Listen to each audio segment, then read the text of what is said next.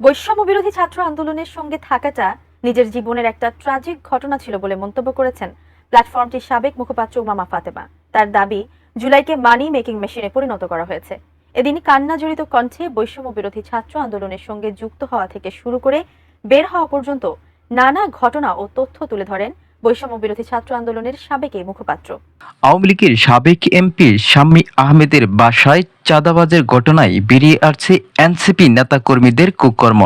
দলটির সাবেক মুখ্য সংগঠক উমামা ফাতেমা বলেন, জুলাই এখন টাকার মেশিনে পরিণত হয়েছে। আমার মাথায় না একবার একবার আসেনি যে এটা দিয়ে টাকা পয়সাও ইনকাম করা যায়। মানে এটা তো মাথায় আসতে হয়। আমি মুখপাত্র হওয়ার পরে প্রথম আবিষ্কার করছি যে এগুলা দিয়ে লোকজন আসলে নানান কিছু করতেছে, লাইক টেন্ডার বাণিজ্য করতেছে, তদবির বাণিজ্য করতেছে, ডিসি নিয়োগ করতেছে, তমুক জায়গায় অমুক কাজ, তমুক জায়গায় তমুক কাজ, এগুলো নিয়ে অহরহ করে বেড়াচ্ছে। এগুলো হচ্ছে আমি মুখপাত্র হিসেবে যাওয়ার পর জানতে পারছি। তার আগ পর্যন্ত আমার না এগুলো নিয়ে আইডিয়া ছিল না যে এগুলো আসলে করাও যাইতে পারে, কারণ আমাদের আসলে কোনো দরকারই হয় না। আমার কখন মাথায় আসে না যে এগুলোতে টাকা পয়সা ইনকাম করা যায়, কারণ জুলাই আগস্ট তো একটা lived experience. So why in the earth এটাকে আমি হচ্ছে একটা মানি মেকিং মেশিনে পরিণত করতে যাবো।